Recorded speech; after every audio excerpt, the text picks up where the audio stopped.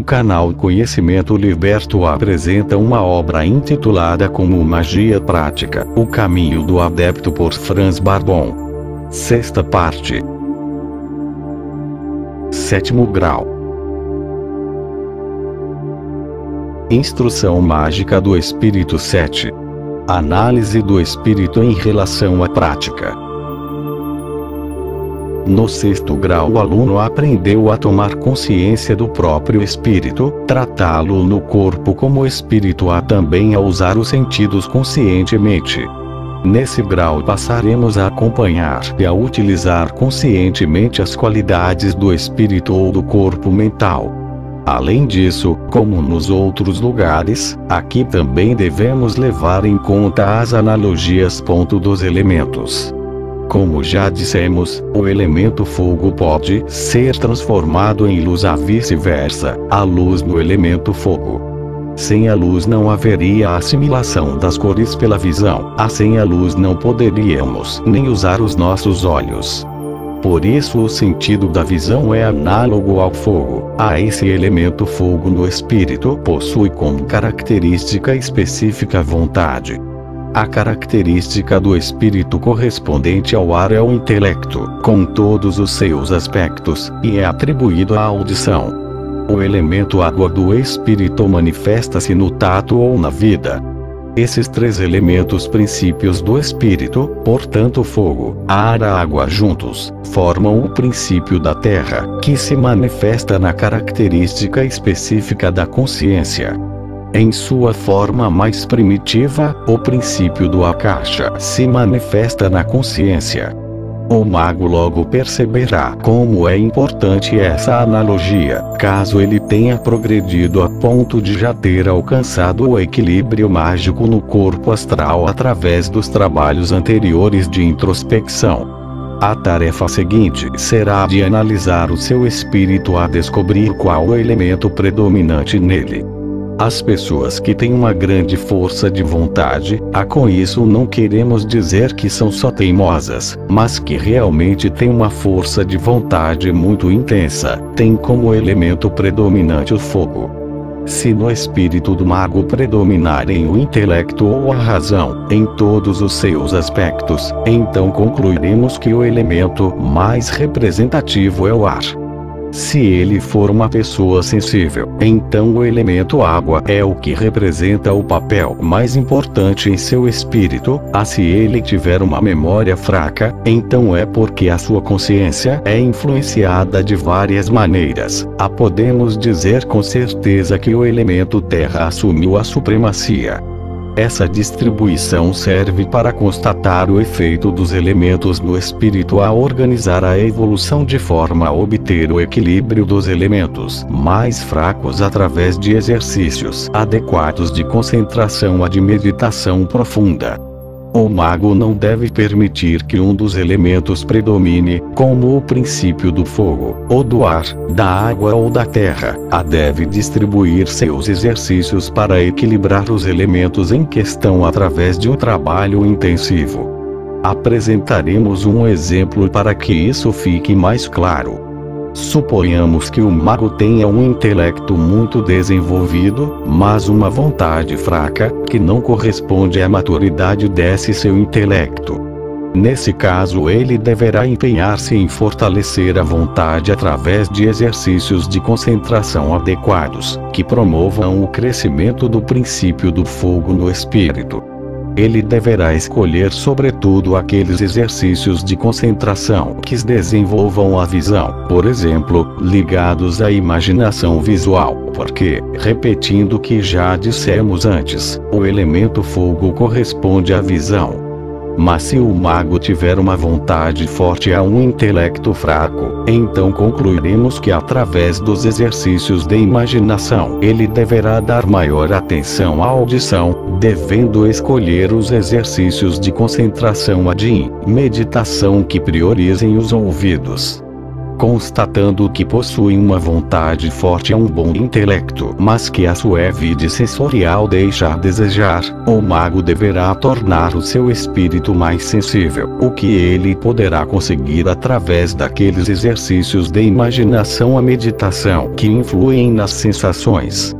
Se ele perceber que seu corpo astral, assim como o seu corpo mental, tendem ostensivamente ao elemento terra, por exemplo, seus pensamentos só surgem no espírito muito lentamente, a ele se sente muito melancólico, é sinal de que o elemento terra predomina, de que ele deverá controlar a consciência através de exercícios adequados.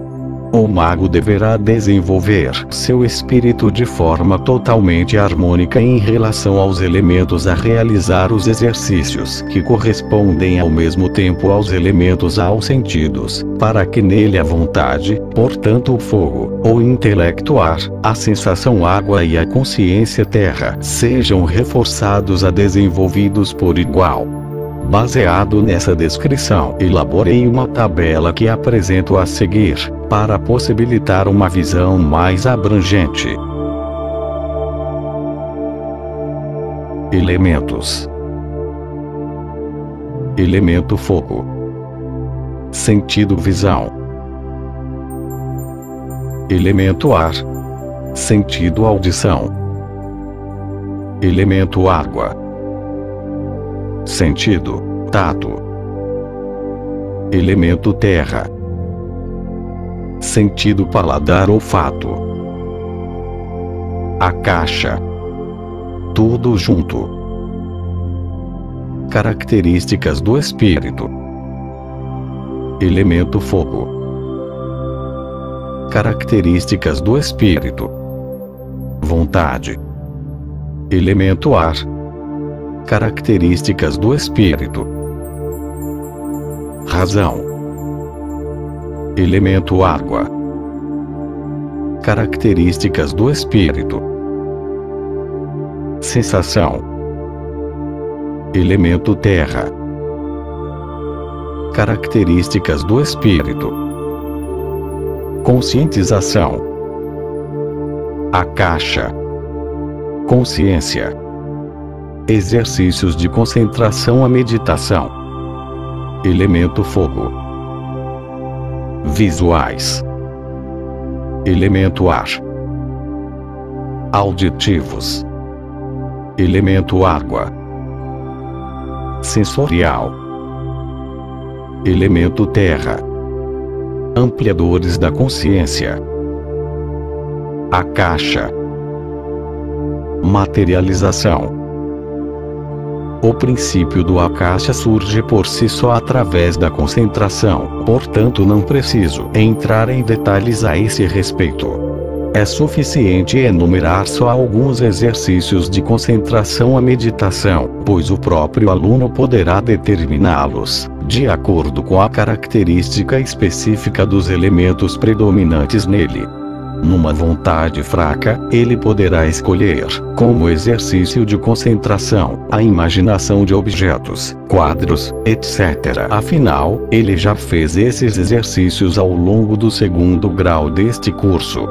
A tabela de harmonias aqui apresentada deve servir como uma orientação, um compasso, para se reconhecer o elemento predominante aos exercícios que devem ser realizados. Como resultado dessa distribuição hermética, o princípio do Akasha também acabará se revelando. Instrução mágica da alma 7. O desenvolvimento dos sentidos com a ajuda dos elementos a dos condensadores fluídicos. Nesse grau abordaremos um assunto muito especial, que será o desenvolvimento dos sentidos astrais em relação aos elementos.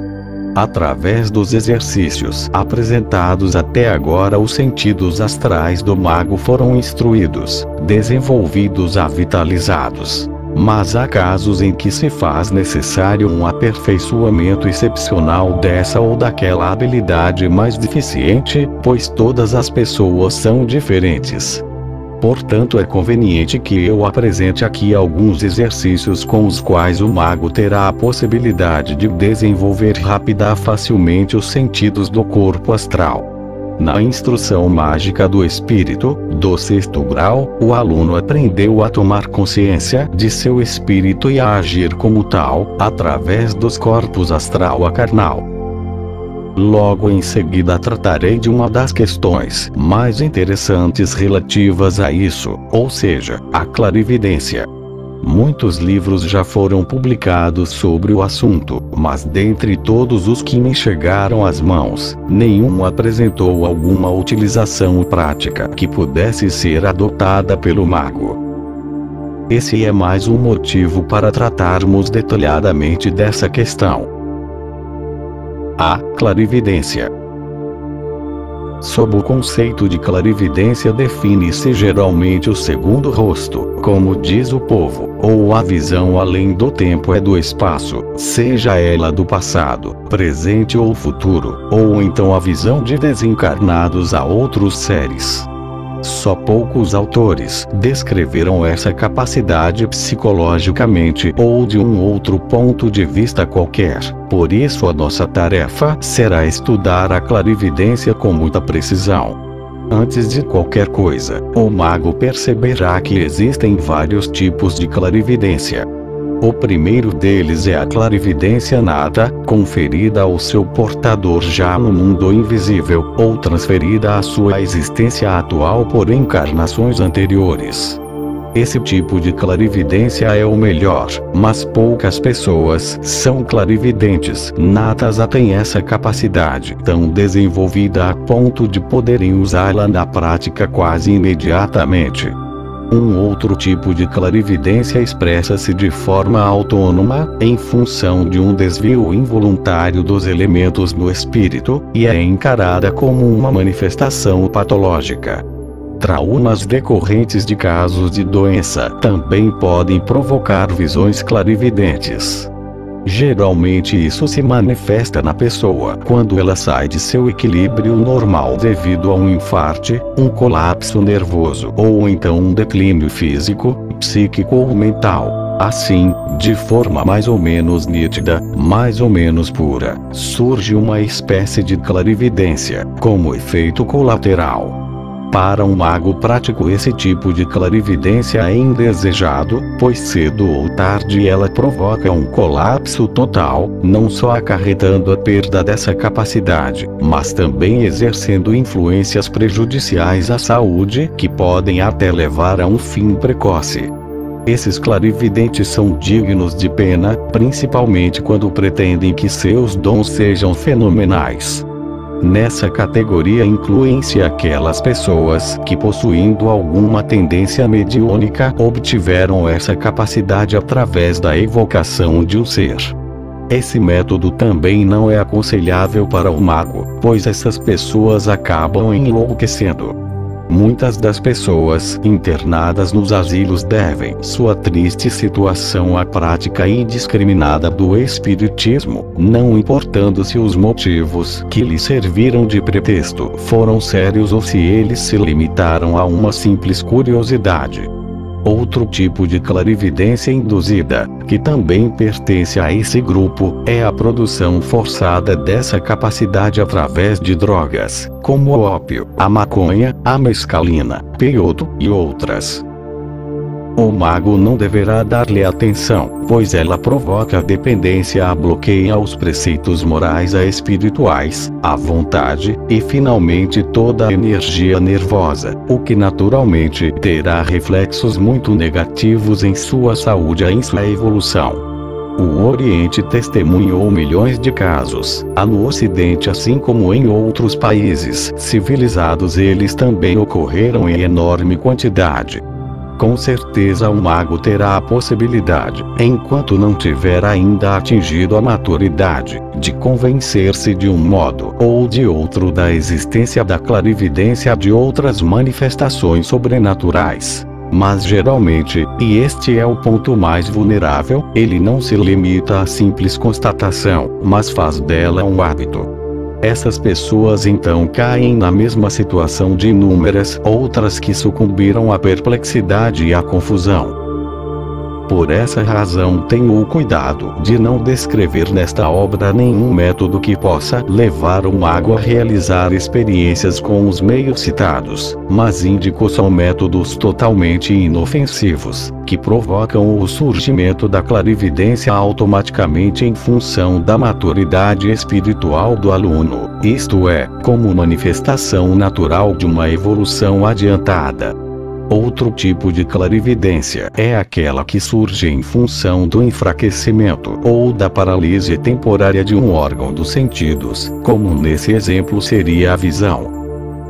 Os livros que ensinam a clarividência através da fixação do olhar em um objeto, um espelho mágico, uma bola de cristal ou em pedras preciosas são até bons, mas não são adequados a todas as pessoas. Esses meios auxiliares só são úteis para a vidência nas mãos de um mágico instruído. Não devem produzir essa capacidade através da influência no nervo óptico, mas somente servir como meios auxiliares de uma visão conscientemente instruída.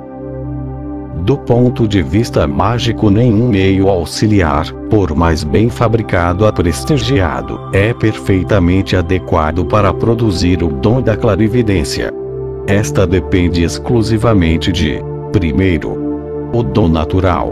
Segundo, a evolução psíquica astral, além da maturidade do respectivo mago. Os outros capítulos, em que descrevo a produção de condensadores fluidos, também contêm indicações de espelhos mágicos e outros meios auxiliares. Durante o seu estudo, o mago deve saber que todos os meios auxiliares aqui enumerados são só instrumentos, mas não o fator em si que promove o resultado desejado, ou seja, a autêntica clarividência. Finalmente mencionarei o último tipo de clarividência, que surge em função de um desenvolvimento mágico correto, a que é provocado através do desdobramento sistemático dos sentidos, no nosso caso a visão clarividente.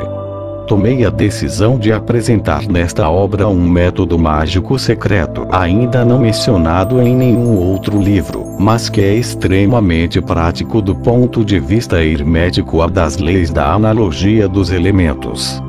Em seguida apresentaremos a prática para o desenvolvimento dos sentidos astrais. A clarividência mágica. Antes de descrever o exercício em si, devo avisá-los de que neste caso se trata da luz.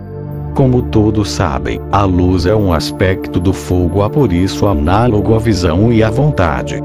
Nessa experiência, para alcançarmos o objetivo desejado, devemos aprender a imaginar a luz intensamente, isto é, visualizá-la. Assuma a sua posição habitual, asana, imagine-se sugando para dentro de seu corpo, através da respiração pelos pulmões e pelos poros ou só imaginativamente, a luz universal, semelhante à nossa luz solar em brilho. A forma. O seu corpo deve ser visto como um espaço vazio, preenchido pela luz branca, brilhante universal.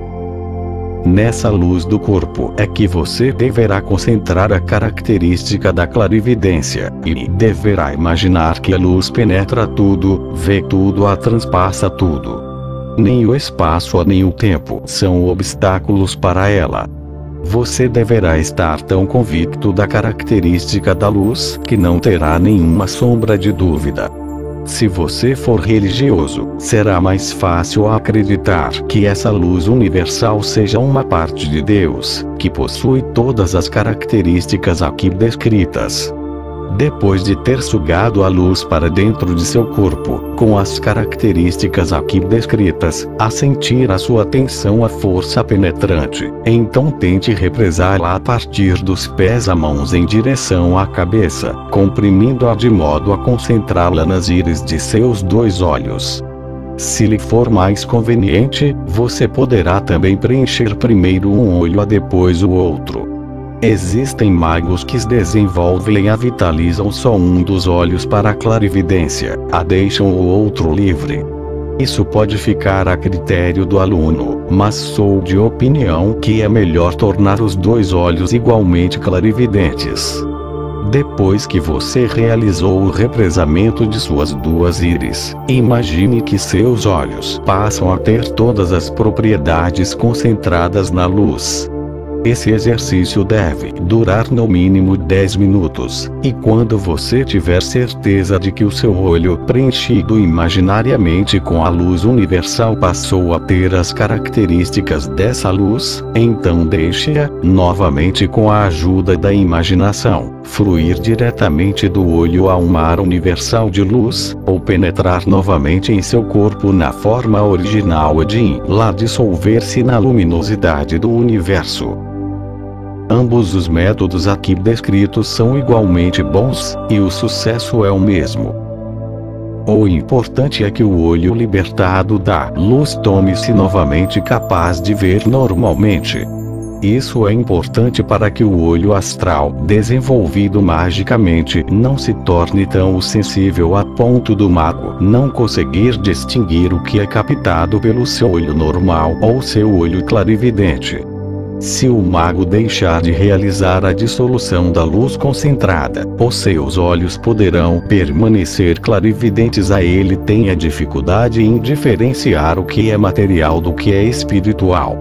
Por isso ele deve manter sua clarividência sob controle, só deixa-la exercer sua força quando lhe aprouver. Através da repetição constante desse exercício, o mago obterá uma habilidade tão grande nessa prática que conseguirá pôr em funcionamento o seu olho clarividente, o olho de luz, em poucos minutos.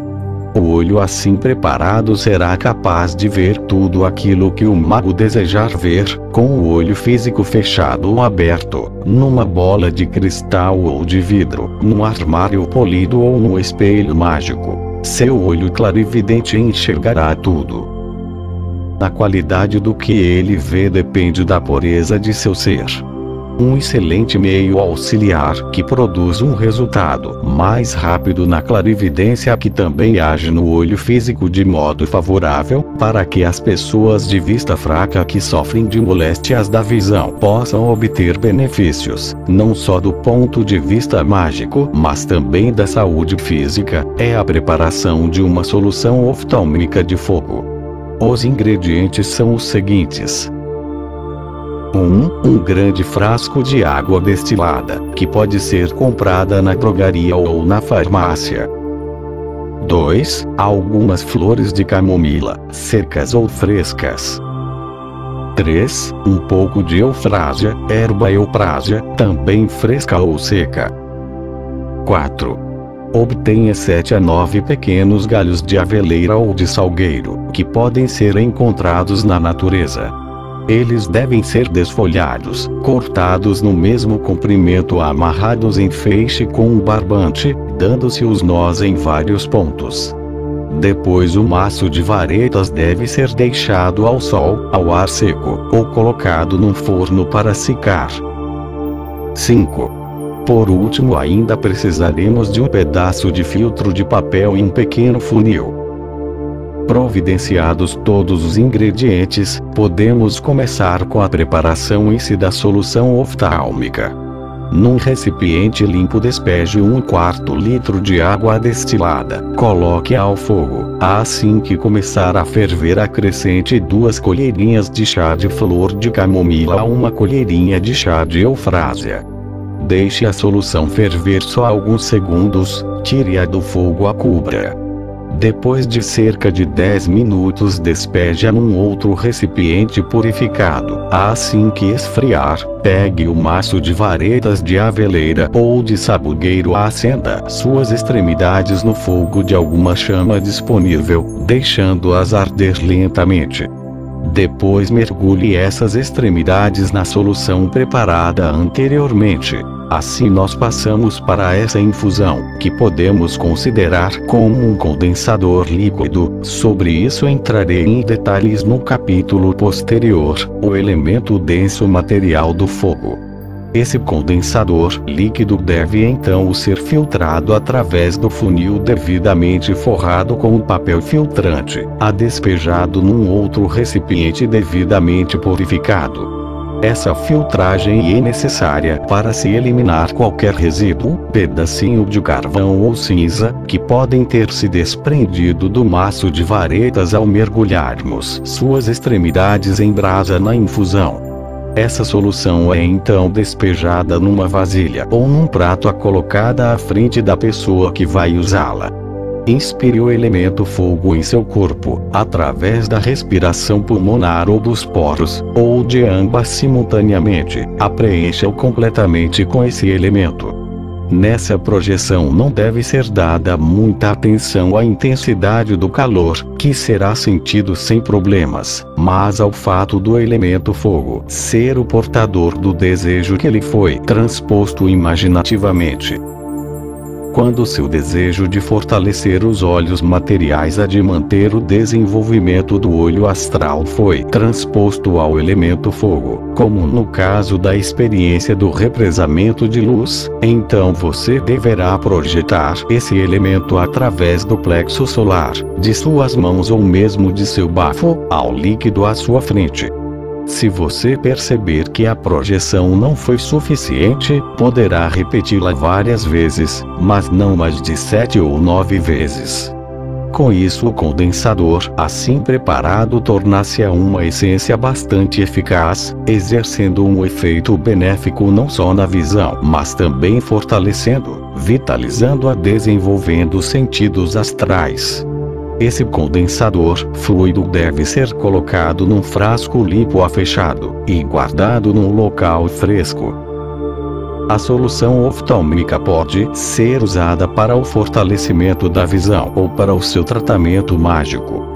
Em casos de fraqueza visual grave, esse condensador fluido pode ser pingado nos olhos, pois a combinação das duas ervas usadas no preparado são fortalecedoras da visão anti-inflamatórias. Mas para a prática mágica, por exemplo, para o desenvolvimento dos sentidos astrais, podemos usar um chumaço de algodão enrolado em gaze comprimido em forma de tampão, ou um pequeno retalho de linho puro, que serve ao mesmo propósito. Por exemplo, umedecer os olhos a ser usado como compressa durante a experiência da vitalização dos olhos com a luz. Mais tarde, quando os olhos astrais estiverem suficientemente desenvolvidos, as compressas embebidas no condensador fluido não serão mais necessárias, será suficiente realizar o represamento de luz nas íris. Depois de várias repetições, quando o olho físico já estiver bastante desenvolvido através desses exercícios com a luz, só precisaremos concentrar nossa atenção no olho astral no desejo de enxergar com ele. As compressas podem ser usadas depois também antes de dormir, para que durante elas exerçam seu efeito automaticamente. A única desvantagem é que os olhos às pálpebras poderiam tornar-se supersensíveis por causa da infiltração do elemento fogo, em função do uso contínuo da compressa. Por isso é recomendável usar essas compressas só durante os exercícios. Elas devem ser amarradas com um pano, para não caírem durante a realização dos exercícios. Essa operação mágica deve ser executada sem a presença de outras pessoas. Devemos tentar preservar a compressa e a essência por algum tempo, para que não tenha que ser renovada de uma experiência a outra, não caia em mãos indesejadas, mesmo de membros da família. Se o aluno realizar conscienciosamente todas as etapas descritas, ele poderá, com esse método, desenvolver seu olho clarividente de modo totalmente inofensivo, em poucos meses, numa previsão otimista até em poucas semanas. Será capaz também de acompanhar a prática de todas as tarefas ou operações que ainda encontrará pela frente, em seu caminho da evolução mágica. Seria impossível apresentar resultados individuais dos métodos descritos, pois são tão diversos e fenomenais, que deixaremos a cargo do próprio mago determinar até onde ele pretende desenvolver a sua capacidade de clarividência através do olho astral. De qualquer forma, devemos adverti-lo para que não se vanglorie das capacidades adquiridas, ou pior, usá-las para prejudicar seus semelhantes. Deve usá-las somente para o benefício da humanidade. O tempo e o espaço não serão obstáculos para ele. Para sua visão clarividente não haverá nada que possa permanecer oculto. B. Clareaudiência. O desenvolvimento mágico da clareaudiência astral. Esse desenvolvimento é realizado quase nas mesmas condições do anterior. A capacidade da clareaudiência astral consiste em ouvir vozes até mesmo de grandes distâncias, ao mesmo tempo entender várias línguas. No início, essa capacidade se manifesta através de um pensamento verbalizado, que vem do interior da pessoa, da região do coração ou do plexo solar. Depois de muito exercício e da assimilação do hábito, a clareaudiência desenvolve-se tão completamente, que passamos a captar tudo com a audição supranormal, como se conversássemos normalmente com uma pessoa. Essa capacidade também é própria de todos os magos, sem ela não faríamos progressos na magia. Por isso devemos dar tanto valor à clareaudiência quanto à clarividência, ou visão astral, a não negligenciar esse exercício de modo algum. Aquilo que foi dito sobre a visão astral, seu uso, há também as condições que podem ser produzidas por manifestações patológicas, vale também para a clareaudiência e a sensitividade. Esta última será tratada logo em seguida. Passemos diretamente à prática da clareaudiência. Para o exercício seguinte, você precisará somente de um chumacinho de algodão ou de um condensador fluido. Faça 2 bolinhas pequenas com algodão, do tamanho de tampões para ouvidos. Mergulhe-os levemente no condensador e coloque-os à sua frente. Assim como foi descrito no caso do desenvolvimento do olho astral, trabalhe com o elemento ar carregando-o em seu corpo através da respiração pulmonar ou dos poros. O corpo inteiro passa a se assemelhar a um balão cheio de ar. Através da imaginação, transfira ao princípio do ar a ideia de que ele produzirá a capacidade da clareaudiência ao seu corpo material astral. Ao ter a certeza de que o elemento ar impregnou-se suficientemente com seu desejo, a sua imaginação projete-o aos 2 chumacinhos de algodão através do plexo solar, das mãos ou do bafo, comprimindo e represando a ponto dele assumir o tamanho dos chumacinhos. Você poderá impregnar magicamente os 2 chumacinhos de uma vez só ou um após o outro, com a quantidade total de elemento. Essa experiência depende basicamente da firme convicção da crença de que essa capacidade se desenvolverá rapidamente em você. Como condensador fluido, você poderá usar uma infusão forte de camomila em água destilada. Para 1/8 de litro, você deverá usar 2 colheres de sopa de flores de camomila. Depois a cocção será filtrada, guardada na geladeira, para que não embolore.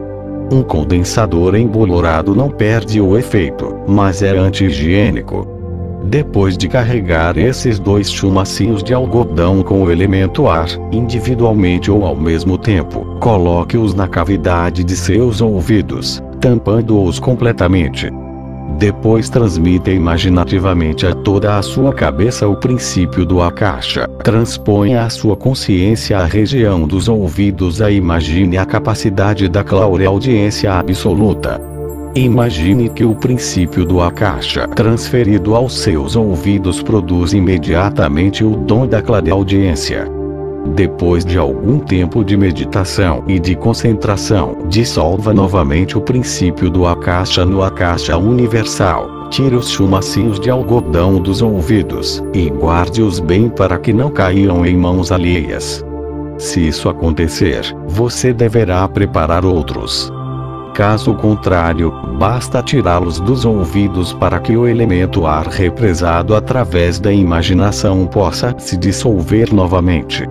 O ideal seria usar novos chumacinhos a cada nova experiência, carregando sempre de novo, se tivermos o tempo disponível para isso. Se você quiser utilizar a sua audição astral numa experiência qualquer, então transfira somente o akasha, do tamanho de seu tímpano, ao conduto interno de seus 2 ouvidos. Depois de algum tempo de prática nesse método, você terá condições de usar a clareaudiência para os fins desejados, a qualquer momento. Quando não precisar mais dessa capacidade, tente converter o princípio do akasha de volta à sua forma original, portanto, ao akasha universal. Através da introdução do princípio do akasha no conduto auditivo, a audição mental e astral é influenciada e desenvolvida, através do elemento ar concentrado é alcançada a clareaudiência física. Quem refletir bastante sobre isso encontrará logo a correlação e poderá comparar o processo ao do rádio, onde o éter, o princípio akáshico da matéria e o ar, representam o papel de transmissores de ondas sonoras. C. Sensitividade. O desenvolvimento da sensitividade astral. Antes de passarmos ao desenvolvimento da sensitividade astral, consultaremos nosso diário mágico e voltaremos ao tempo em que nos ocupamos detalhadamente da introspecção das características boas e ruins. De acordo com o espelho mágico, podíamos saber quais as características relativas aos elementos predominantes em nós. A importância dessa introspecção derivava do fato de justamente essa predominância do respectivo elemento indicar nosso centro de percepção astral. Se o elemento predominante era o fogo, então o centro de percepção se localizava na cabeça, ou melhor, na testa. No caso do ar, esse centro era o coração, no caso da água, o plexo solar. No caso da terra, o centro se localizava nas mãos ou nas coxas. Depois de enunciar nosso campo astral dessa forma, passemos à prática. Proceda da mesma maneira que no desenvolvimento dos 2 sentidos anteriores. Precisaremos novamente de um retalho de flanela, linho ou um chumaço de algodão, embebido levemente num condensador fluido. Este último poderá ser novamente uma forte infusão de camomila. Nesse processo, carregue seu corpo com o elemento água, através da respiração pulmonar pelos poros, com o desejo de que esse elemento provoque a sua sensitividade. Sob o termo sensitividade, compreendemos a capacidade de sentir a perceber todos os fenômenos a forças que ocorrem no akasha e nos elementos, inclusive a capacidade da psicometria, isto é, a percepção do passado, do presente e do futuro de qualquer objeto, carta, etc. Também pertence a essa classificação a capacidade da materialização de um pensamento, ou de um ser, sem considerar se é um ser criado por nós ou já existente no akasha. Há outras capacidades ligadas à percepção e à sensação, que podem ser incluídas na categoria da sensitividade. Mesmo a intuição possui suas origens na sensitividade. Esses poucos exemplos devem ser suficientes para elucidar a capacidade sensitiva. A prática em si é o que se segue. Depois de represar o elemento água em todo o corpo, através da respiração pulmonar pelos poros, carregue-o com a imaginação intensiva da capacidade sensitiva. Você deve ter certeza de que o elemento é suficientemente forte para despertar essa capacidade em seu corpo astral. Com a ajuda da imaginação, extraia o elemento água do corpo, através do plexo solar, da testa, mãos ou bafo, e represe-o no trapo de flanela ou chumaço de algodão embebido no condensador fluido. Você poderá repetir esse carregamento, mas não deverá fazê-lo por mais de 7 ou 9 vezes. Nesse exercício você não deverá assumir aquela sua posição costumeira, mas deitar-se confortavelmente num sofá ou no chão. A condição básica é ficar numa posição horizontal, só a cabeça deve ficar um pouco erguida. No desenvolvimento da sensitividade astral não é usado o elemento água diretamente, mas só a força de atração magnética da água. O condensador fluido deve ser colocado no campo de percepção determinado, antes do exercício. Este deve ser praticado, no início, só de olhos fechados. Imagine então que todo o seu corpo boia no elemento água universal, como se você se encontrasse no ponto central da superfície de um oceano infinito. A única coisa que você sente é água a mais água. Fique muito alerta, pois nesse exercício você poderá sentir muito sono. Apesar de todas as precauções, não é impossível que você até chegue a adormecer. Se isso ocorrer, desperte e tente afastar o sono com todas as suas forças, pois se isso se tornar um hábito, dificilmente você conseguirá evitá-lo. Através da imaginação descrita, transponha-se com a consciência ao campo da percepção. Pense que a capacidade magnética da água dentro de si vitalizará até as mais ínfimas porções desse campo e produzirá a sensitividade astral. Você deverá imaginar com tanta intensidade a força de atração da água, que ela se tornará uma realidade indiscutível.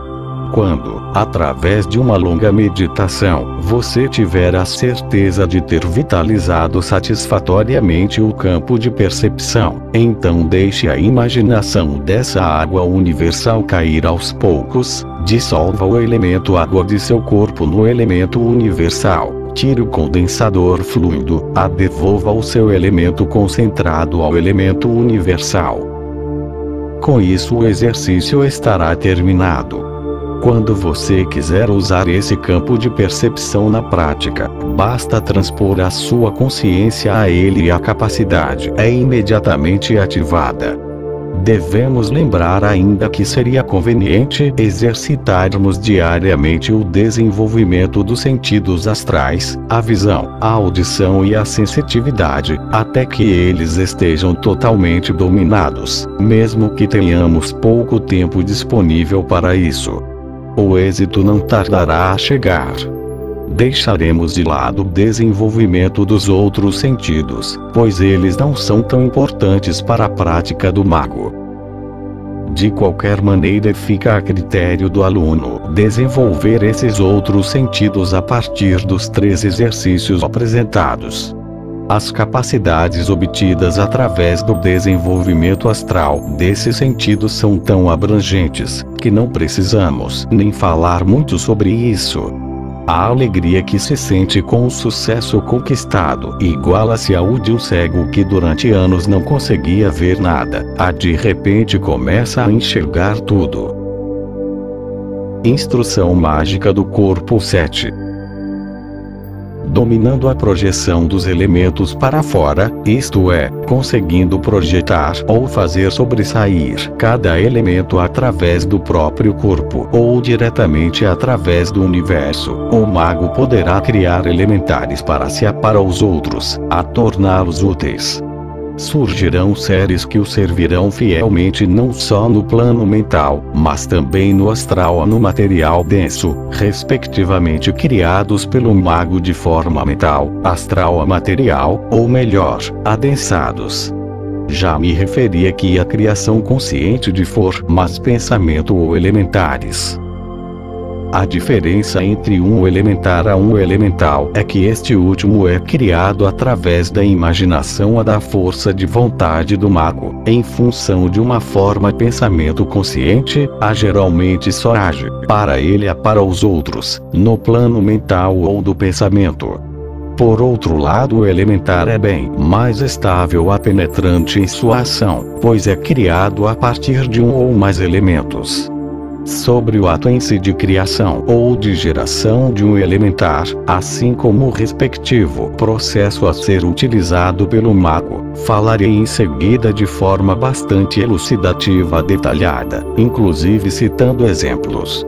A intuição desenvolvida até agora através das instruções apresentadas será muito útil ao mago para que ele consiga elaborar práticas próprias, conforme o objetivo que deseja alcançar. Em função de sua evolução ética, com certeza ele jamais se atreverá a criar elementares para fins maléficos, pois o mundo invisível se vingará dele. Com o conhecimento do método de criação de elementares, o mago passa a ter uma chave poderosa em suas mãos, com a qual ele poderá alcançar tudo o que quiser no plano mental, astral ou material denso.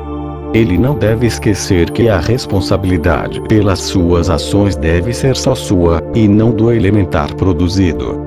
Nas mãos do mago, os elementares são instrumentos obedientes, que seguem fielmente a sua vontade e satisfazem qualquer desejo, sem considerar se os propósitos são bons ou ruins. Assim como não podemos exigir que o marceneiro produza pãezinhos, não podemos exigir do elementar, criado para um fim bem determinado, que ele cumpra uma tarefa para a qual não foi gerado. Portanto, nunca devemos dar duas ou mais tarefas a um elementar, pois ele não executará nenhuma das duas com perfeição ou confiabilidade. Além disso, devemos considerar a analogia dos elementos. Seria errado contra as leis produzir um elementar que não estivesse em harmonia com a analogia dos elementos. Na fantasia do mago não precisa haver limites para a forma desses elementares, ele poderá escolher a forma que quiser a que sua intuição lhe apontar. Mas deverá evitar escolher a forma de seres vivos ou já falecidos, que ele conhece ou conheceu um dia, ou com os quais esteve em contato. Isso porque ele poderia facilmente invadir o campo do corpo mental ou astral daquela pessoa, a provocar-lhe graves danos. Além disso, haveria o perigo desse elementar, em função de uma inteligência intrínseca, voltar-se contra o próprio mago a prejudicá-lo seriamente num momento imprevisto. O elementar poderia vampirizá-lo, induzi-lo indiretamente ao sono, a outras coisas desagradáveis desse tipo. Essa advertência deve ser levada a sério pelo mago. Além disso, tanto faz ao elementar o nome que lhe é dado. Aconselhamos dar-lhes nomes menos comuns, pois basta pronunciar o seu nome que ele já se aproxima do mago. Ao criarmos vários elementares, devemos anotar os seus nomes, para não confundirmos ou esquecermos esse detalhe. De qualquer forma, não devemos revelar nada a ninguém sobre esses elementares, pois um outro mago poderia usá-los a manipulá-los facilmente. A força e o efeito de um elementar depende de seu carregamento. Quanto mais forte for a vontade do mago, tanto maior é a projeção dos elementos para o exterior. A um elementar carregado com tanta força torna-se-á muito mais eficaz e penetrante. Um elementar pode ser adensado com tanta força que ficará visível até para os olhares menos instruídos. Um mago pode ordenar a esse elementar que trabalhe visível ou invisivelmente, conforme a sua necessidade. O tempo de vida do elementar depende da função para a qual ele foi criado, o que deve ser determinado logo no início do ato da criação, pois cumprida a tarefa, ele será dissolvido novamente em seu elemento original através da imaginação do mago.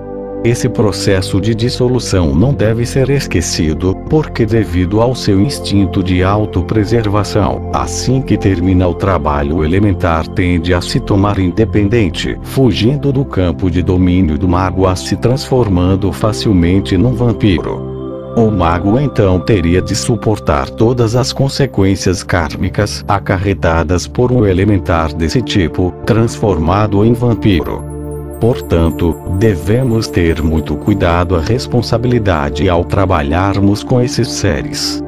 Muitos magos determinam, já durante o ato da criação, o tipo de dissolução a ser usada no elementar, quando por exemplo queimam ou destroem o seu nome, ou usam algum tipo de ritual, sinal, gesto, ou fórmula pré-elaborada.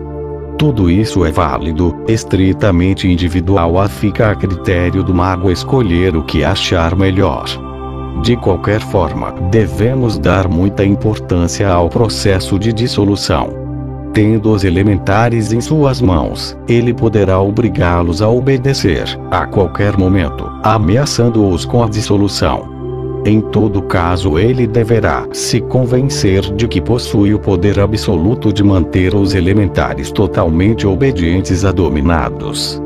O mago verá que quanto mais fiel a lealmente o elementar lhe servir, tanto mais ele se apegará ao seu mestre, dissolvendo-se muito a contragosto. Mas o mago nunca deverá se deixar levar por esse sentimento, senão poderá tornar-se dependente desse ser. É conveniente dar ao elementar uma vida curta, a no caso de necessidade criar outros elementares para o mesmo fim. Não queremos dizer com isso que se deva criar um novo elementar todas as semanas para o mesmo trabalho, mas é desaconselhável usar o mesmo elementar durante muitos anos para uma mesma situação. Os elementares que o mago pretende usar para seu próprio serviço poderão ser criados a partir da projeção dos elementos através de seu próprio corpo. Aqueles que vai usar em outras pessoas poderão ser criados pela projeção dos elementos extraídos diretamente do universo. O mago sabe que entre ele e cada elementar existe uma ligação invisível que poderia ser prejudicada se ele criasse elementares através da projeção corporal para as outras pessoas também. Por que isso ocorre, é algo que o próprio mago poderá explicar. Falaremos agora sobre o local de permanência ou de armazenamento do elementar. No Oriente, os elementares, chamados de Idas, são transferidos aos Kileshores ou guardados neles. Um Kileshor é um diagrama construído em pedra, correspondente a um Idan específico, ao qual nenhum estranho tem acesso. O mago instruído não precisa de um local separado para esse fim, ele pode guardar o elementar num ponto qualquer de uma parede, pois sabe que esse ser não está ligado ao tempo também não exige um local específico. Ele se sentirá tão bem numa parede quanto ao ar livre. Na parede ou num outro grande objeto sólido ele estará até melhor guardado, pois devemos evitar transferi-lo a locais de permanência de muitas pessoas. Se acontecer de uma pessoa tomar aquele mesmo lugar em que se encontra o elementar, ela sentirá uma certa intranquilidade, além de outras manifestações desagradáveis. No ato de criação deve-se determinar, logo no início, como será a chamada do elementar. Pode ser através do nome, pronunciado com um sussurro só em pensamento, ou então através de um movimento da mão, um gesto, ou um ritual. Isso fica a critério do mago. Antes de descrever a parte prática, o ato em si da criação, devo observar que o mago não precisa se limitar a essa prática única. Ela é só uma pequena parte da magia prática, há uma indicação do modo como se deve usar os poderes adquiridos. Ele não deve especializar-se só nela, ao contrário, depois de dominá-la completamente deve explorar várias outras possibilidades que estão à sua disposição. Essa parte da magia só deve ser praticada no começo, depois caberá ao mago ajudar-se a si mesmo ou a outras pessoas, o que na verdade é o objetivo deste tema. Geração ou criação de elementares. O ato da criação de um elementar segue 4 métodos básicos. 1. A projeção de um elemento numa forma pronta, que pode ser uma forma mental, astral ou material. 2. A projeção de vários elementos numa forma pronta, que também pode ser mental, astral ou material. 3. A projeção de um elemento sem forma direta, que será criada só através do elemento em questão. 4. A projeção de vários elementos, que só criam uma forma depois. Explicarei esses 4 métodos através de exemplos práticos. Método 1. Pegue um objeto cuja forma você pretende atribuir ao elementar, coloque-o à sua frente. Você poderá escolher, por exemplo, uma esfera, uma grande esfera de madeira ou de vidro, compacta ou oca por dentro, tanto faz. Uma grande bola de borracha de qualquer tipo também servirá. Através da força de imaginação, extraia o elemento desejado do universo, transfira-o para dentro da forma escolhida até que o objeto, a bola de borracha ou outro, fique totalmente preenchido. Proceda da mesma maneira com qualquer dos elementos com os quais você resolver trabalhar, com exceção da caixa.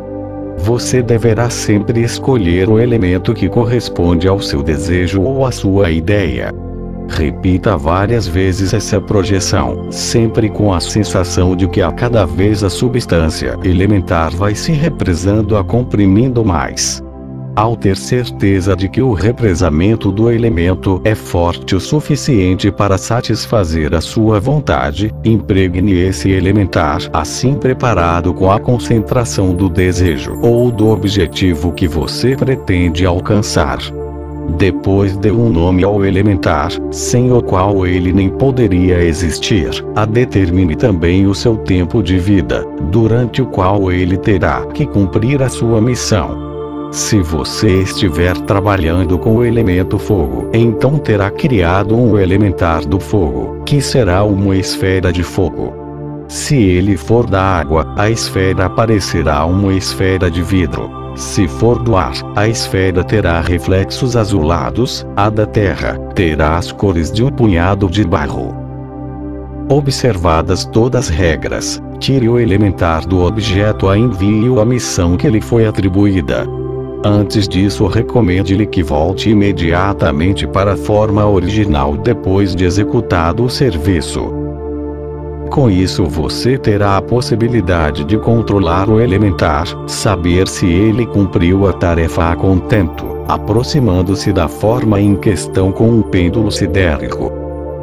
Se o elementar efetivamente retornou à sua forma original, em nosso caso a esfera ou bola de borracha, o pêndulo poderá confirmá-lo através das suas oscilações, pois um elementar possui radiações magnéticas e elétricas muito fortes.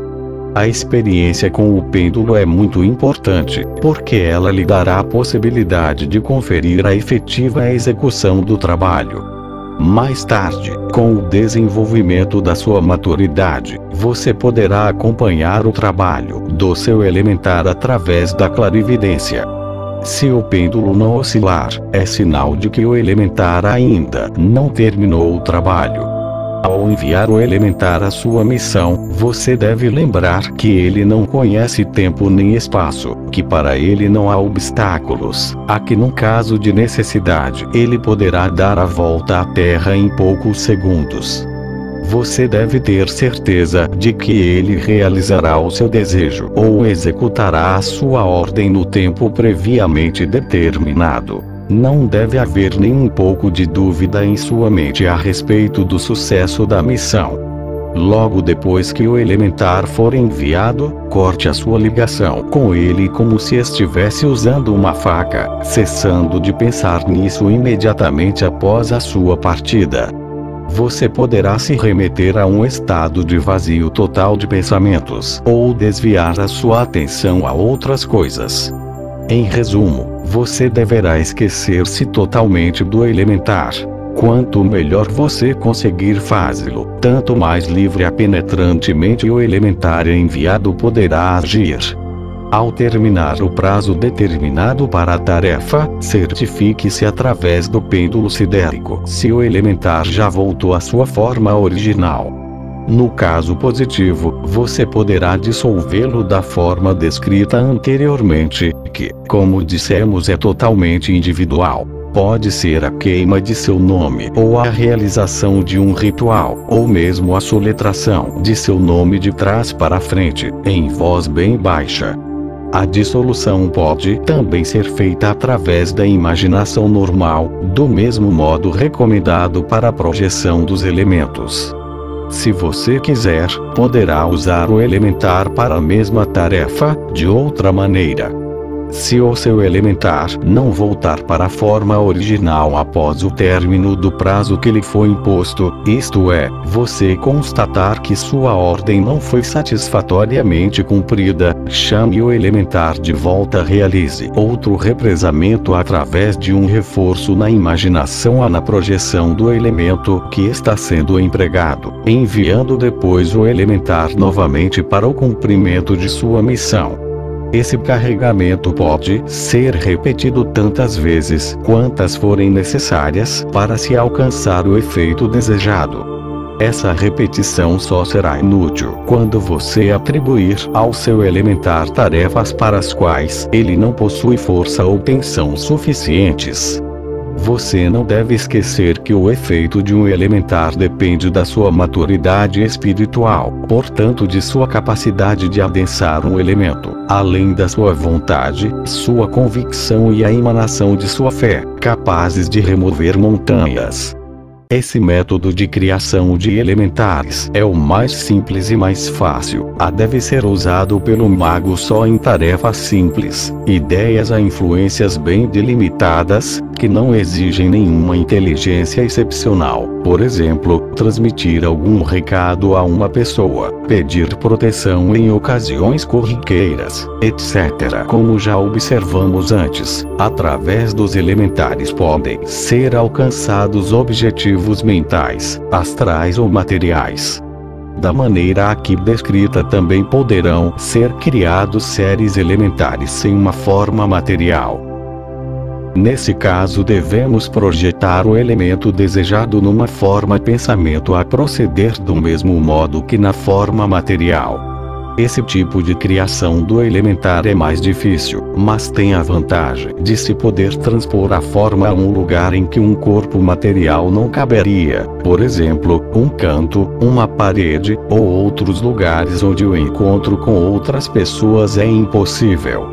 Essa prática oferece muitas possibilidades ao mago. Cabe à sua intuição ajudá-lo a decidir como e onde usar os elementares criados. Através de um elementar ele poderá, por exemplo, pedir proteção à sua casa, pedir um ambiente favorável, etc. Como todo o conhecimento pode ser usado tanto para o bem quanto para o mal, infelizmente essa prática também pode ser empregada em trabalhos maléficos a benéficos. Um vendedor pode, por exemplo, criar um elementar que lhe arranje muitos clientes. Todas as casas mal assombradas a coisas desse tipo, atribuídas aos magos mal intencionados, têm sua explicação na geração consciente de elementares para fins malévolos. Um mago de intenções nobres jamais se submeterá a esse tipo de prática. Método 2. Apesar de poder escolher para esse método qualquer objeto, como por exemplo, uma pequena estátua, uma boneca de criança, etc., e usá-lo como forma para seu elementar, apresento-lhe aqui uma prática secreta bastante útil. Compre argila branca, cera de abelha, faça o seguinte. Pegue 2/3 de argila a 1/3 de cera, sendo que as partes não devem ser consideradas pelo seu peso, mas pela sua substância, isto é, para 1 litro de massa devem ser usados 2/3 de litro de argila a 1/3 de litro de cera, para se obter a proporção correta para a massa. Acrescente um pouco de água morna, mexa a argila até formar uma pasta grossa, depois coloque a cera ligeiramente amolecida ou derretida a quente. Amasse bem até que a argila fique bem ligada à cera. Não se deve colocar muita água na argila para que ela não fique muito mole e difícil de modelar. Se você não conseguir encontrar cera de abelha verdadeira, poderá usar outra substância análoga, como sebo, estearina, parafina, etc., que geralmente são usados para a fabricação de velas. Mas isso só em último caso, pois a cera de abelha é bem mais vantajosa. Com a massa bem compacta devemos modelar uma figura, portanto, aquela forma que o elementar deverá assumir. Se quisermos dar ao elementar a forma de uma pessoa, então a massa deverá ter essa forma. Enquanto o boneco ainda estiver quente a macio, produza um orifício perfurando-o com um objeto pontudo ou um prego, da cabeça em direção aos pés, isto é, mais ou menos ao longo da coluna vertebral. Esse orifício deverá ser preenchido com um condensador fluido depois fechado, enquanto o boneco ainda não estiver seco, para que esse condensador, caso seja um líquido, não escorra para fora.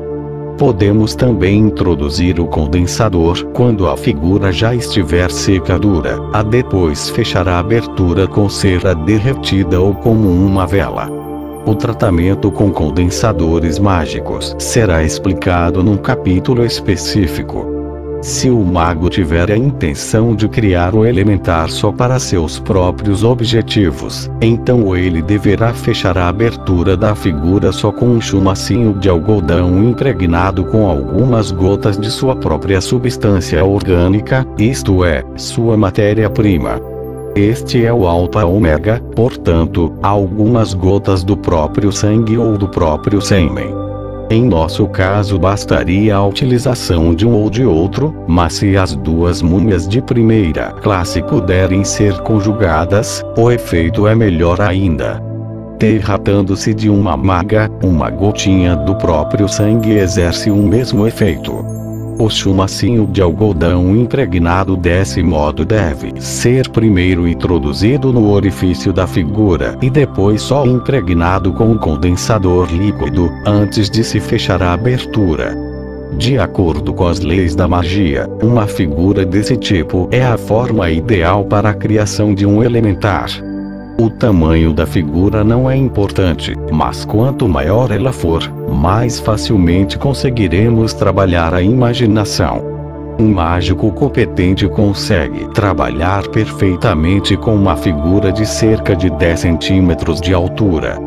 Porém, se quisermos criar um elementar à sua respectiva figura para uma outra pessoa, então não devemos de modo algum acrescentar nossa própria matéria-prima ao condensador fluido, pois assim um mago correria o risco de sofrer algum tipo de dano. Em função da ligação mental, astral ou material, a pessoa em questão teria a possibilidade de influir no mago direta ou indiretamente, não só de forma benévola como também malévola. Por exemplo, se uma figura preparada com a múmia fosse colocada em água fria, o mago que a preparou sentiria calafrios. A vice-versa, se fosse colocada em água quente, ele sentiria febre. Há outras possibilidades de efeitos provocados pelo encantamento mágico, que não descreverei aqui, para que o aluno não seja induzido a praticar o mal. O boneco aqui descrito naturalmente só poderá ser carregado com um único elemento a produzir o elementar correspondente, como explicamos na apresentação desse método, mas pretendo descrever também em detalhes a prática do segundo método. Pegue a figura de cera com a mão esquerda, afague-a com a direita, como se você quisesse reavivá-la. Com sua própria respiração bafeje-lhe o ar por algumas vezes, como se quisesse tirar a figura de seu estado inerte a despertá-la para a vida.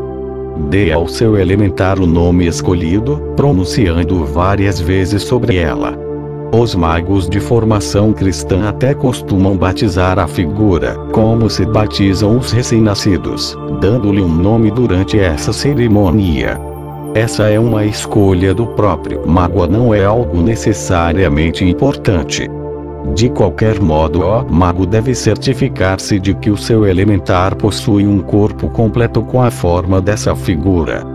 Depois de dar um nome ao boneco, preencha o seu próprio corpo com o elemento terra, através da respiração pelo corpo inteiro, projete-o para fora pela sua mão ou pelo plexo solar, preencha com ele a figura, começando pelos pés a subindo até a região dos órgãos sexuais.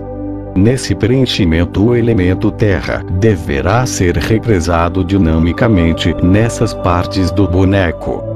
Você deverá se concentrar em enviar todas as características específicas do elemento terra, como o peso, etc., a essas partes da figura e ter a firme convicção de que elas permanecerão ali e sortirão o seu efeito. Proceda da mesma maneira com o elemento água, que deve ser projetado à região do ventre do boneco, assim como o elemento ar, que deverá ser projetado à região torácica, e o elemento fogo, que deverá ser projetado à região da cabeça. Tendo projetado todos os 4 elementos na figura, com a ajuda da imaginação, você poderá ter a certeza de que criou o corpo astral de seu elementar, a que este assumiu a forma do boneco, podendo sair dele a ficar do tamanho que você determinar. O corpo astral de seu elementar permanecerá ligado ao corpo material, isto é, ao boneco, através de um cordão invisível. Tanto a vida quanto a existência desse elementar ficarão vinculados ao corpo físico desse boneco. Depois de realizado o trabalho a que foi destinado, o elementar deverá reassumir a forma do boneco a entrar nele, conectando-se novamente ao seu corpo físico. Até esse ponto você poderá repetir a experiência várias vezes, a reforçar o seu efeito através de uma meditação profunda. Criando dessa forma o corpo astral de seu elementar, você deverá agora criar o seu corpo mental, fazendo o seguinte. Com a ajuda da força da imaginação, crie o corpo mental do boneco, extraindo esse corpo mental do material etérico mais sutil e fazendo com que ele assuma a forma da figura inteira. Concentre na cabeça do boneco todas as propriedades da alma do espírito que você deseja para ele, aprofundando-as através da meditação. Não pense em qualidades excepcionais, assim você poderá introduzir nele as 4 características específicas do espírito: a vontade, o intelecto, a sensação, percepção e a consciência, a também aprofundá-los através da meditação. Depois de certificar-se de que a sua figura está suficientemente carregada, será plenamente eficaz na realização de seus desejos ou das suas intenções. Passaremos à descrição da técnica do despertar da vida em seu elementar.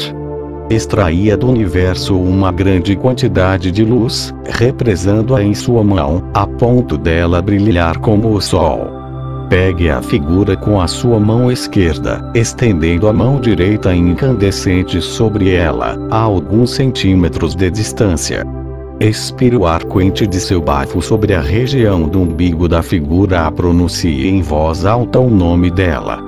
Imagine que a cada bafo a luz de sua mão direita vai se tornando mais fraca, pois ela vai penetrando no boneco. Já no primeiro bafo, você deve imaginar que o coração da figura começa a bater, seu sangue começa a circular. Essa imaginação deve ser tão forte a ponto de você sentir a vida no boneco com tanta nitidez que chega até a ser uma percepção física. No 7º bafo, a luz de sua mão direita estará totalmente apagada, terá penetrado totalmente no boneco. Então a forma astral da figura já estará viva e pulsante. No 8º bafo, você deverá imaginar que o corpo físico de sua figura absorve o ar e começa a respirar regularmente. No 9º bafo, diga o nome dele ao mesmo tempo, fale em voz alta. Viva! Viva! Viva! O último viva deve ser pronunciado entusiasticamente com muita convicção, acompanhado da crença inabalável de que o elementar desejado foi efetivamente trazido à vida. Devemos ter a certeza de que, segundo as leis análogas da natureza, foi trazido ao mundo um ser completo. Depois desse procedimento podemos seguir adiante, ou então envolver a figura num retalho de seda pura e guardá-la para uma utilização posterior. Todo mundo sabe que a seda é a melhor substância para o isolamento mágico. A figura deve ser guardada num local adequado, fora do alcance de outras pessoas. Qualquer trabalho posterior ficará a cargo da imaginação.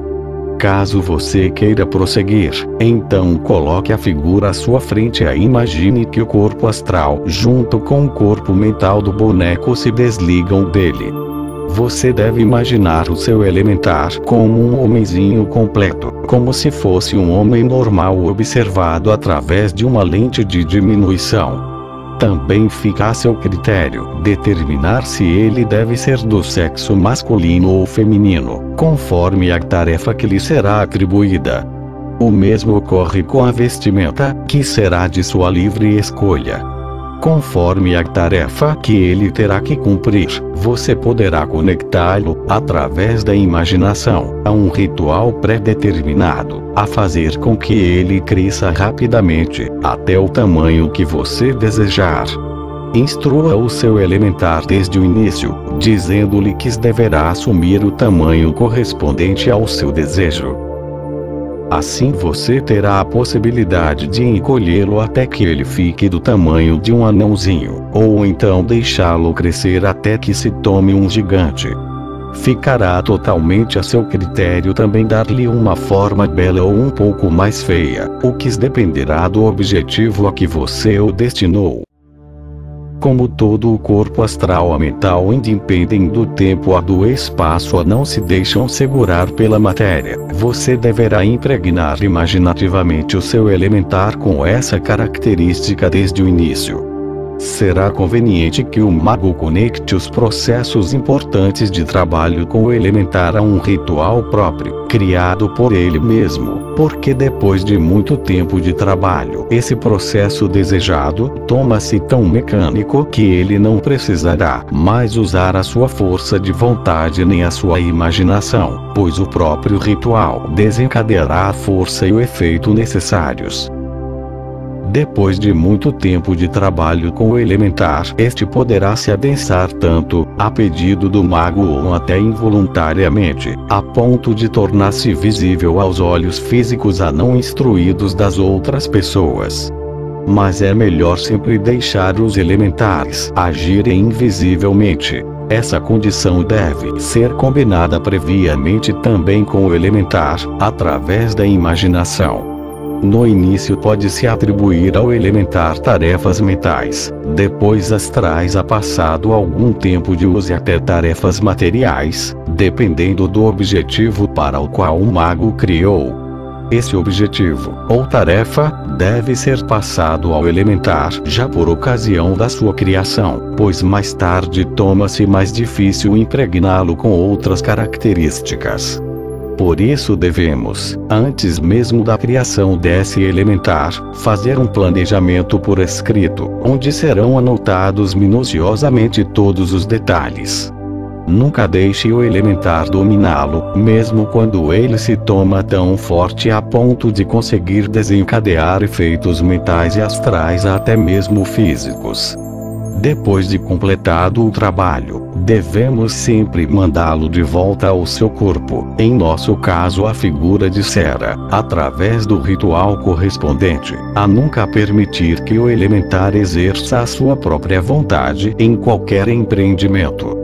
Devemos sempre manter a consciência de nosso poder mágico, a nossa autoridade, a ter sempre a certeza de que na figura física do elementar, no seu corpo de cera, nós temos em mãos a sua vida e a sua morte. Uma destruição da figura de cera, ou um vazamento do condensador fluido teria como consequência a morte ou a decomposição do elementar. Ao enrolá-lo na seda, podemos ter certeza de que o seu corpo astral não poderá sair nem entrar de seu corpo material, pois a seda estabelece um isolamento. É muito importante saber disso, a lembrar-se também do fato. Quando o elementar se separa do corpo, para ser enviado a algum lugar ou cumprir uma tarefa, ele deve estar livre, isto é, sem nenhum invólucro. Se por acaso embrulhamos o elementar na seda enquanto seu corpo astral ainda está fora, ele poderá morrer, ou eventualmente ser dissolvido, como um mago, que com seu corpo astral fora de seu corpo físico, torna-se vulnerável a passível de ser tocado a assim morrer. Isso ocorre porque com o toque rompe-se o fio de ligação entre o seu corpo astral a seu corpo material. Portanto, podemos ver que o elementar gerado deve ser tratado da mesma forma que o ser humano comum. Se quisermos dissolver o elementar, não devemos fazê-lo subitamente, pois a força liberada provém do próprio mago. O revés súbito poderia prejudicá-lo também, na medida em que o seu elementar tem a capacidade de provocar fortes efeitos físicos que nenhum mago conseguiria dominar. Nesse caso, a dissolução deve ser feita de forma gradual. Devemos ter o cuidado de não permitir que o elementar cresça demais a ponto de suplantar as forças físicas, astrais e mentais do próprio mago. Recomendo 2 métodos para a dissolução do elementar. De qualquer modo, a dissolução não pode ocorrer repentinamente, como por exemplo queimar a figura de uma vez só sem descarregá-la antes, etc. Devemos nos lembrar que nesse elementar, gerado da forma descrita, existe uma porção de nós mesmos, a projeção de uma parte de nosso eu, a que uma destruição rápida teria como consequência um forte revés mágico. Caso o mago não esteja suficientemente protegido ou não saiba se defender adequadamente de forma mágica contra esses reveses, ele poderá sofrer problemas sérios de saúde em seu corpo, como por exemplo, doenças do coração, colapsos nervosos, paralisias de diversos tipos, perturbações mentais, etc. É por isso que na magia o cuidado e a atenção são essenciais. Devemos seguir rigorosamente as prescrições e regras apresentadas. Assim não correremos o risco de prejudicar nossa saúde. Só uma pessoa irresponsável, que não conhece as leis e não as observa, é que poderá provocar danos em si mesmo ou nas outras pessoas. Por seu lado, alguém que tenha um caráter nobre só praticará o bem e realizará grandes coisas em prol da humanidade através da magia, pois jamais irá de encontro às leis da natureza e do espírito. O processo de destruição de um elementar é o mesmo que ocorre com o ser humano, se não tiver sido escolhido previamente um processo específico, já no ato da sua criação. Pegue a figura e imagine o processo usual de respiração do corpo astral. Sinta o coração batendo e o sangue pulsando. Carregue a sua mão direita com a caixa, imaginando na sua cor violeta escuro. Projete a caixa no coração de sua figura de forma súbita, como se fosse um raio. Assim você matou o seu elementar. O coração para, a respiração se interrompe. Extraia o corpo mental da figura, pois através da projeção da caixa rompe-se a ligação entre o corpo mental e astral da figura. Depois de imaginar o corpo mental fora da figura, dissolva-o também através da imaginação, como se ele fosse um vapor que se dissolvesse na luz universal. Então proceda à destruição do corpo astral do boneco, deixando fluir um elemento após o outro, imaginativamente, no elemento universal. Devemos começar com o elemento fogo da cabeça da figura, depois o elemento ar de sua região torácica, o elemento água de sua região ventral e finalmente o elemento terra de seus pés. Abra então o orifício do boneco de um modo qualquer, se for o caso inclusive arrancando-lhe a cabeça, absorvendo depois o condensador fluido com um pedacinho de papel absorvente, que será posteriormente queimado. O material do boneco poderá até ser reutilizado, mas será melhor destruí-lo queimando-o ou enterrando-o num local isolado. Esse é o procedimento normal de destruição. A seguir descreverei outro método, empregado no caso em que o elementar foi tão adensado a ponto de realizar tarefas físicas e exercer efeitos com tanta força a ponto de se voltar contra o mago e suplantá-lo. Para se proteger contra o revés ou contra a astúcia do elementar, devemos seguir à risca as seguintes prescrições. Prepare um banho com água bem quente, ou mais quente que você puder suportar.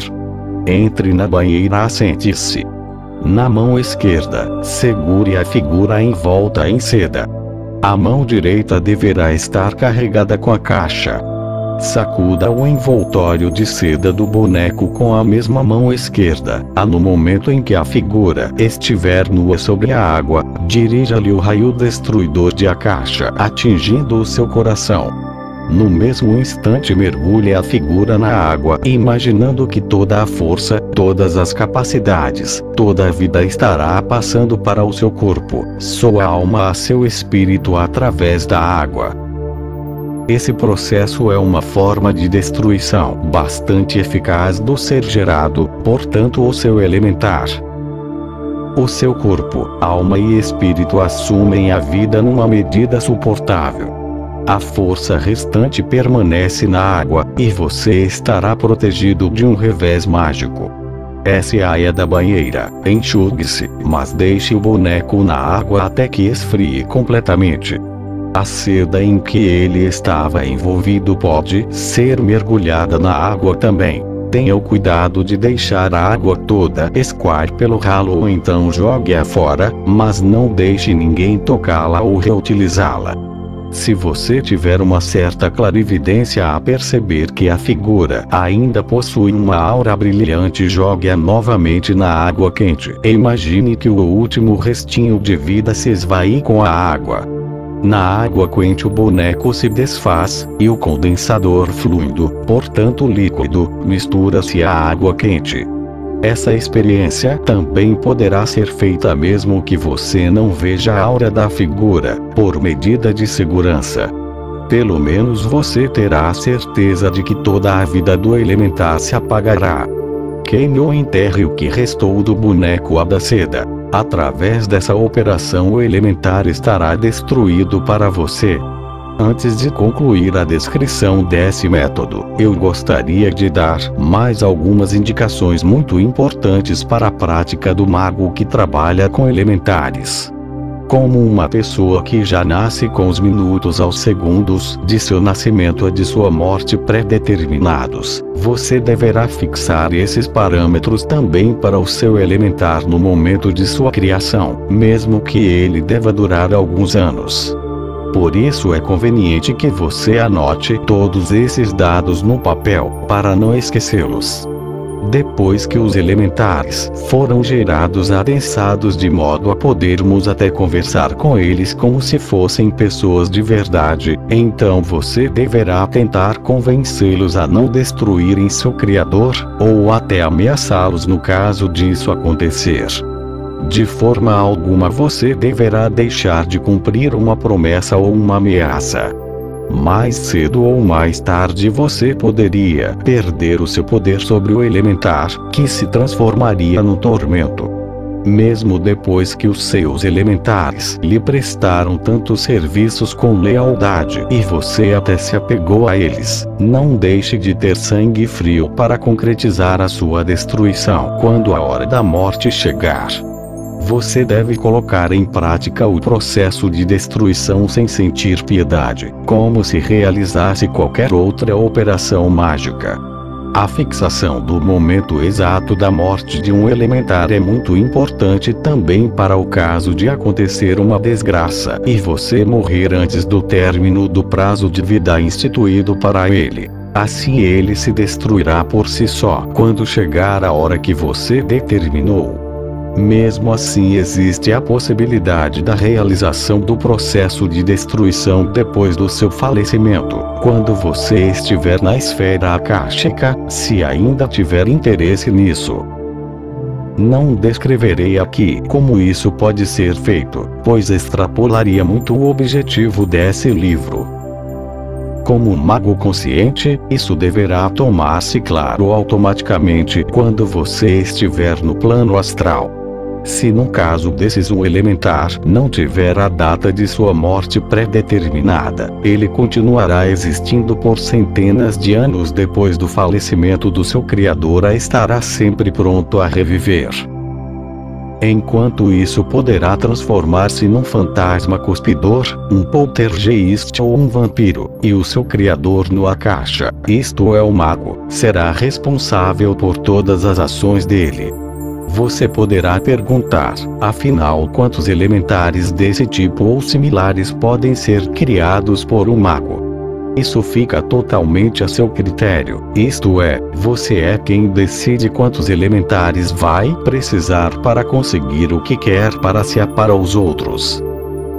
Alguns magos possuem toda uma multidão de elementares que os servem e que executam fielmente todas as tarefas para as quais foram gerados. Assim, um mago poderá, por exemplo, ter elementares que o previnem de qualquer perigo, outros que o protegem, outros ainda que lhe transmitem recados, etc. Seria inútil descrever todas as possibilidades, pois elas são todas totalmente individuais e dependem do desejo que o mago pretende ver realizado. As figuras expressivas de antigos pilares a estátuas dos templos de povos antigos encontram sua explicação na magia dos elementares. Até a famosa lenda do Golem, trazido à vida pelo sábio Rabi Lava em Praga, que supostamente foi o seu criador, relaciona-se com esse tipo de geração de elementares. Porém, nesse caso, a geração de Golem foi realizada ritualisticamente com a ajuda da Cabala. Qualquer pessoa versada na mística cabalística sabe dessas coisas, mas a síntese é a mesma apresentada no método que acabamos de descrever. Método 3.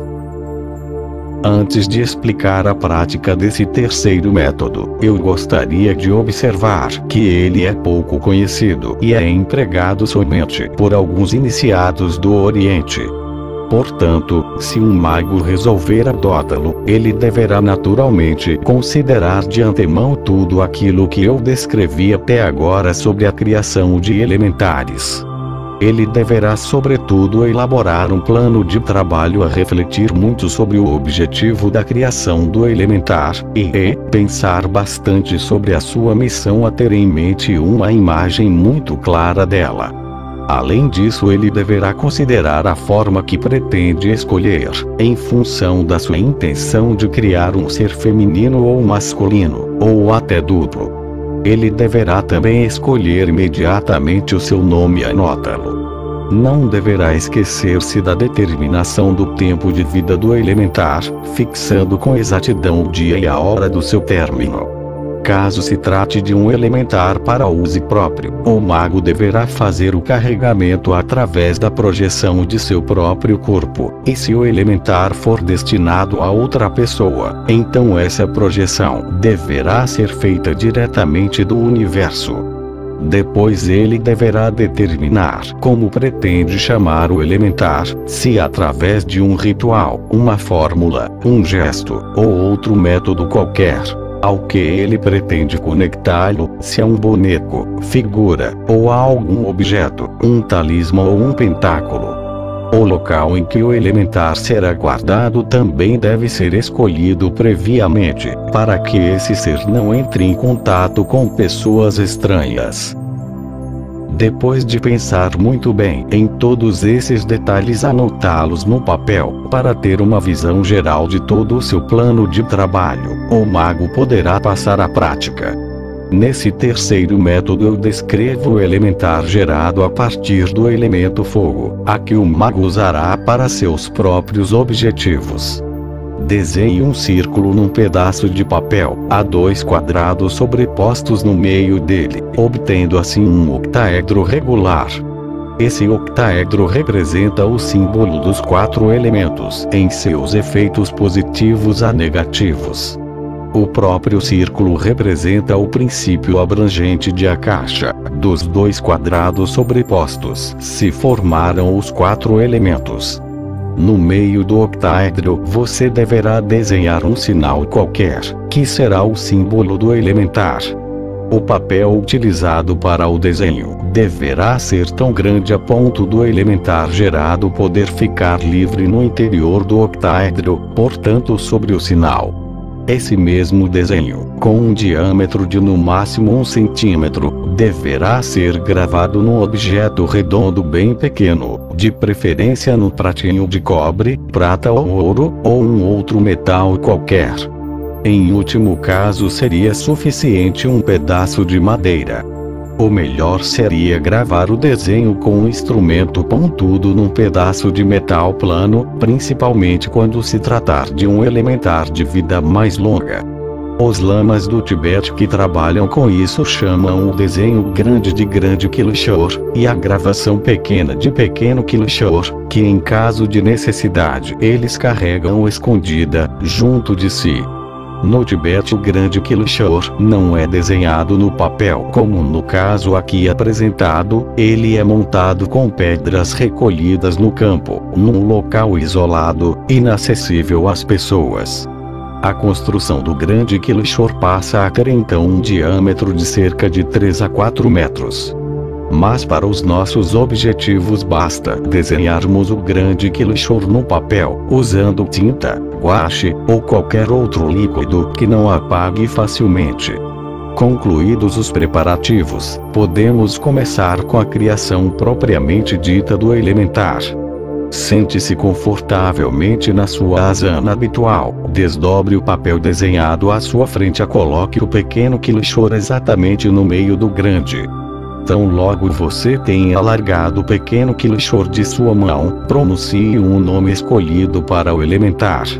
O pequeno Kilshor passa a lhe servir como ponto de partida de apoio da projeção dos elementos. Inspire o elemento fogo através da respiração pulmonar dos poros para dentro de seu corpo, impregnando com seu desejo, ou então fazendo isso só depois, quando ele for projetado para fora, vitalizado pela imaginação. Para obter resultados mais rápidos, podemos empregar ambos os métodos. Agora projete o elemento fogo para fora de seu corpo através de um dos pontos de saída de seu corpo astral, represe-o de tal forma que todo o conteúdo de seu corpo é comprimido até se transformar numa pequena centelha. Essa pequena centelha de fogo, ou esse elemento fogo comprimido, deverá ser encantado para a superfície do pequeno Kilshor, através da sua vontade ou da sua imaginação. Repita essa experiência pelo menos 7 vezes, represe-a, concentre o elemento na superfície do seu pequeno Kilshor, vá acrescentando uma centelha a mais a cada repetição, para que ela vá aumentando. Depois de 7 repetições a centelha terá alcançado o tamanho de uma pequena chama, semelhante à chama de uma vela acesa. Se o exercício for muito extenuante, você poderá transpor a chama, com a ajuda do método de transposição-armazenamento, aquele local que você escolheu previamente para guardar o seu elementar. Ela poderá ser guardada numa parede ou em qualquer outro lugar de acesso restrito. Tire então o pequeno Kilshor do grande, guarde-o bem, ou, se você achar mais conveniente, leve-o consigo. O grande Kilshor também deverá ser dobrado e guardado. Assim chegamos ao final do primeiro trabalho.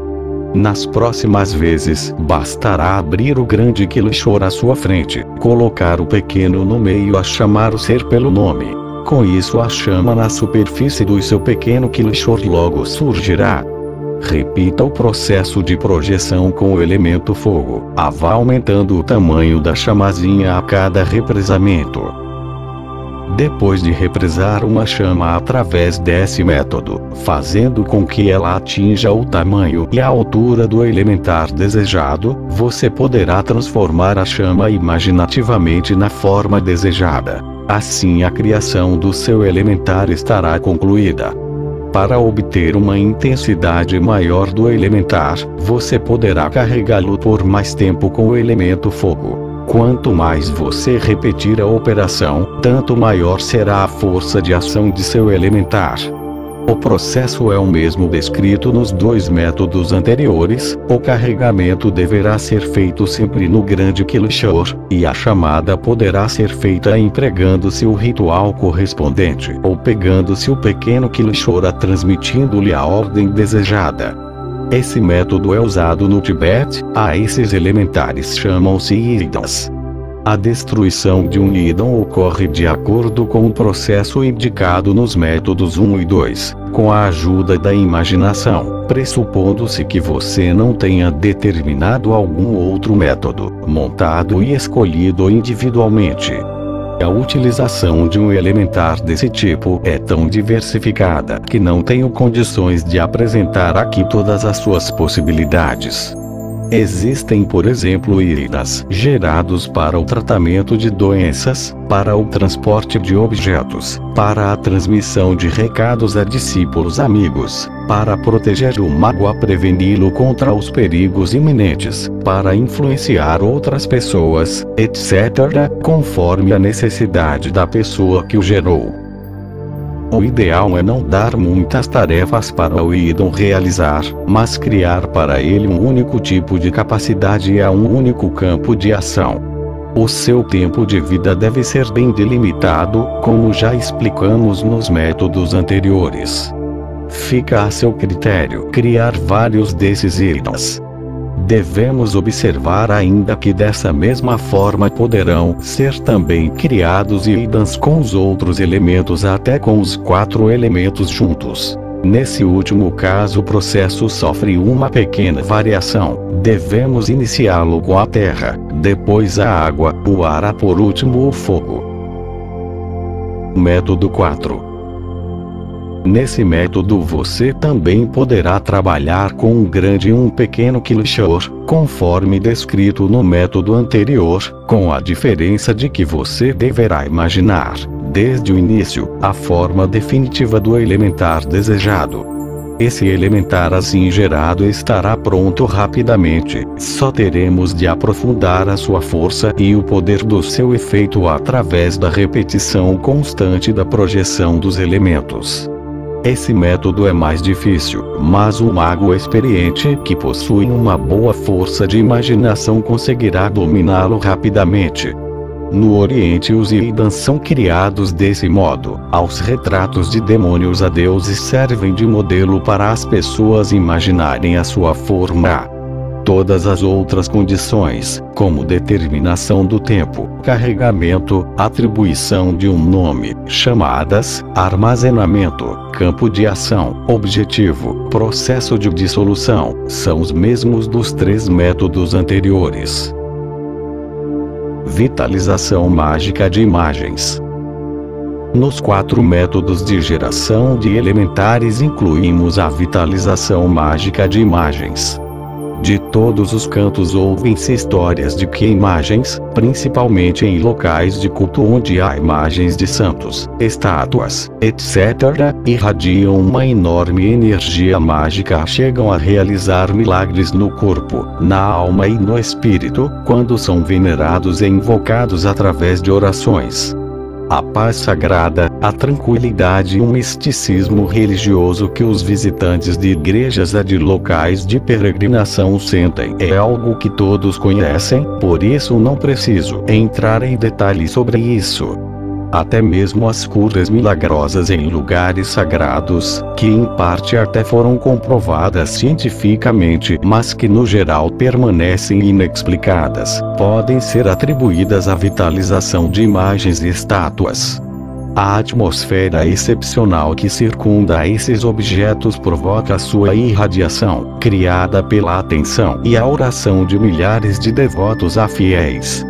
Esse tipo de vitalização de imagens santas a estátuas é totalmente inconsciente.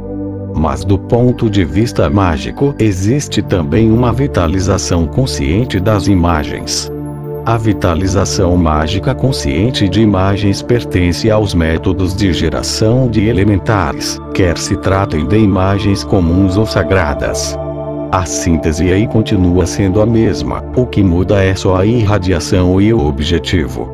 Mas sobretudo devemos saber que não se deve vitalizar imagens cujo original ainda vive. Através da ligação simpática ao seu corpo, à sua alma, a seu espírito, poderíamos provocar eventuais danos ao ser em questão, se criarmos um ser igual, ligado ao original através de um cordão secreto e invisível de simpatia. Também não devem ser vitalizadas aquelas imagens que possam estimular atos impuros, como assédios sexuais, etc. Nesses casos, através da vitalização de uma imagem desse tipo, o mago corre o perigo de evocar um elementar que poderá tornar-se um vampiro, um íncubo ou um súcubo. Desse modo também não devemos gerar um elementar que sirva para a satisfação dessas paixões. Essas precauções devem ser tomadas rigorosamente por todos aqueles que pretendem se dedicar à vitalização de imagens, cuja prática passo a descrever. Caso você escolha um quadro a óleo para sua vitalização, não haverá necessidade de um condensador fluídico, apesar dele contribuir para o fortalecimento e a aceleração do processo de geração do elementar. Corte um pedaço de mata-borrão ou de papel cartão no tamanho do quadro emoldurado, molhe-o no condensador fluídico e deixe-o secar bem.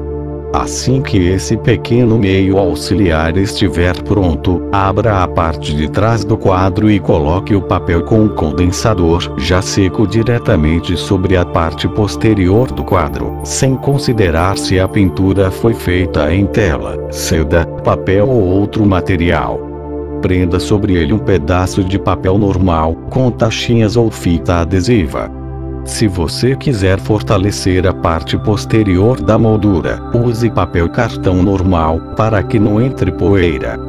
Desse modo o quadro estará pronto para a vitalização. Podemos deixá-lo pendurado na parede ou então colocá-lo à nossa frente, sobre a mesa.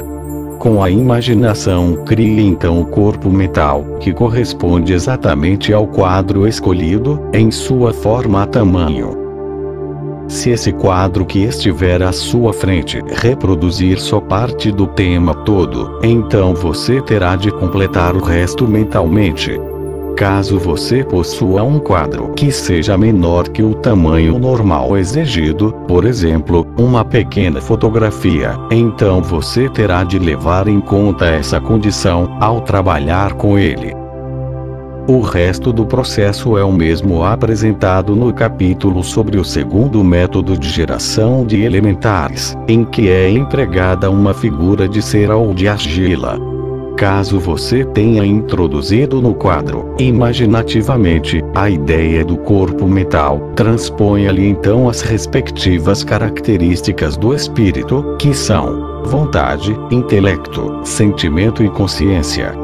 Depois disso, imagine o invólucro do corpo mental, algo que você poderá fazer também com a ajuda da imaginação. Nesse invólucro você deverá concentrar as capacidades, o campo de ação, etc. Tudo aquilo enfim que lhe parecer que vale a pena desejar. Caso se trate de um elementar que será usado para outras pessoas, então você não deverá fazer a projeção dos elementos através do seu próprio corpo, mas retirar o elemento em questão diretamente do universo. Quando se tratar de um quadro que você pretenda vitalizar para si mesmo, então será conveniente efetuar a projeção dos elementos através do próprio corpo. Isso vale para um único elemento, mas você poderá também transpor todos os 4 elementos até mesmo o princípio do Akasha para o seu quadro. Caso queira trabalhar com todos os elementos, então deverá proceder, nesse tipo de projeção, do mesmo modo que na criação de uma pessoa completa. Depois de projetar os elementos para dentro do seu corpo astral, há conferido ao quadro uma certa densidade, chame-o a vida. O método de evocação à vida é o mesmo prescrito no método 2, para a figura de ser argila. A forma de dissolução também pode ser a mesma, pressupondo-se que você não tenha preparado um outro método individual de sua preferência. O mago fará bem em não deixar o elementar no quadro, mas guardá-lo na parede por trás do quadro, repetindo muitas vezes o processo já descrito. Depois de vitalizar o quadro, o mago poderá deixar o elementar sair dele ao usá-lo do modo apresentado anteriormente.